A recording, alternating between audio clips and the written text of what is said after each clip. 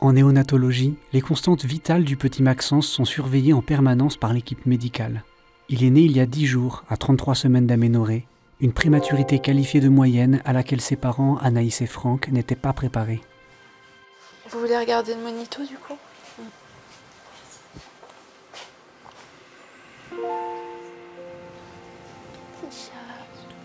C'est tout bon? Oui. Alors, je suis allée dîner avec une amie.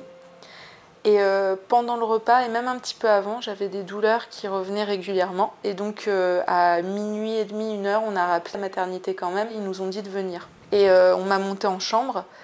Et là, la sage-femme m'a examinée et je lui dis qu'est-ce qui se passe? Et elle me dit vous êtes ouverte à 3, col effacé.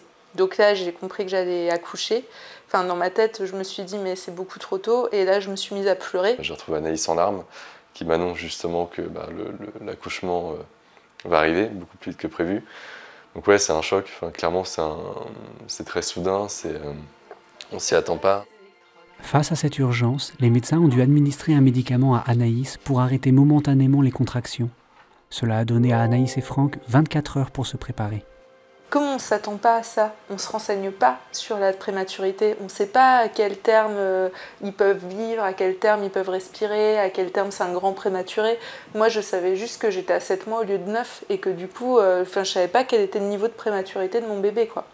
Du coup, les 24 heures ont servi aussi à ça. Ça m'a servi à lire plein de choses sur Internet. Alors, il y a du bon et du mauvais, mais mine de rien, on comprend qu'il n'est pas si petit que ça et que à ce terme-là, il est beaucoup plus susceptible de bien s'en sortir qu'à 24 semaines. Donc finalement, c'est un peu rassurant quand même. Pour cette naissance prématurée, Anaïs n'avait pas encore eu l'occasion de s'inscrire à des cours de préparation à l'accouchement. Je voulais une péridurale. Dans ma tête, c'était pas possible d'accoucher sans péridurale. Quand elle m'a dit qu'il était, j'ai compris que j'en aurais pas. Mais du coup, j'ai pas fait des cours de respiration pour accoucher naturellement, tout ça. Donc, et c'est un truc que je conseillerais à chaque femme, c'est de quand même prendre les cours au cas où on n'ait pas le temps d'avoir les péridurales, parce que j'arrivais pas à respirer. Et elle me disait respirez, inspirez. Et moi je disais mais j'y arrive pas. Et j'ai failli tomber dans les pommes. Enfin... Par chance, la chambre du petit Maxence est déjà prête. À sa naissance, il pèse 2,10 kg et mesure 43 cm. Pour le papa, cet événement est un mélange d'émotions, entre joie et inquiétude. Juste après l'accouchement, Maxence est parti en couveuse.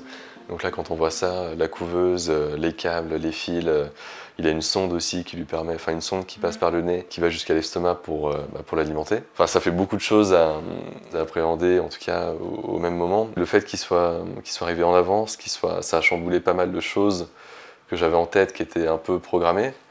Mais quand je l'ai eu sur moi et quand j'ai vu ces petites crevettes un peu fragiles, je me suis senti investi d'une mission où je dois être là pour lui et pour lui apporter un maximum d'aide possible. En tout cas, tout ce que je peux faire pour lui, je le fais.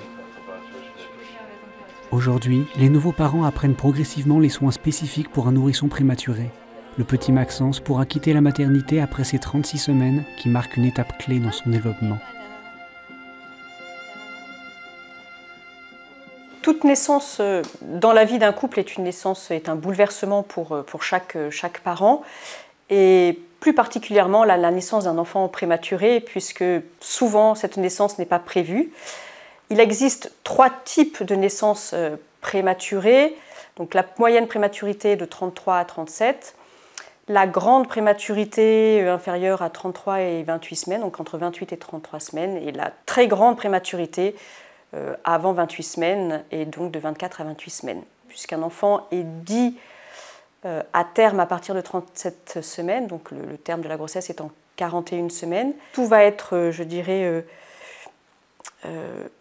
bousculé dans la vie des parents, que ce soit la vie familiale, que ce soit la vie professionnelle, parce que justement rien n'est prêt. La maman dans son milieu de travail va devoir lâcher tout du jour au lendemain. Le papa va devoir s'adapter à la présence auprès de sa femme et de son tout petit. Et donc des questions vont intervenir chez l'un et chez l'autre. Qu'est-ce que je dois faire? Comment je dois arriver? Est-ce que je vais y arriver? Est-ce que je me sens responsable ou pas? Parce que cette culpabilité chez la maman est grande, de se dire est-ce que j'ai fait quelque chose pour que mon bébé arrive plus tôt, ou plutôt est-ce que je n'ai pas fait quelque chose?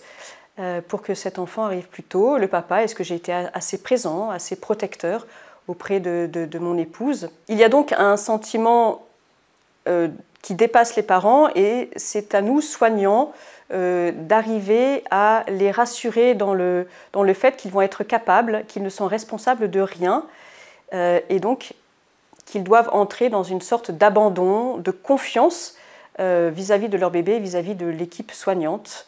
Il peut être important pour certains parents aussi de trouver des ressources dans la prière et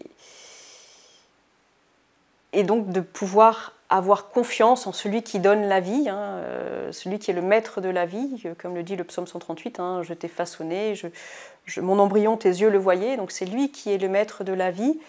Cet abandon n'est pas tous les jours facile quand la vie de son nouveau-né est vulnérable. Je crois que le maître mot pour ses parents va être de s'abandonner, pour ceux qui sont chrétiens, à la providence de Dieu et à cette protection divine, et puis pour les autres, donc à la protection et à l'accompagnement des soignants.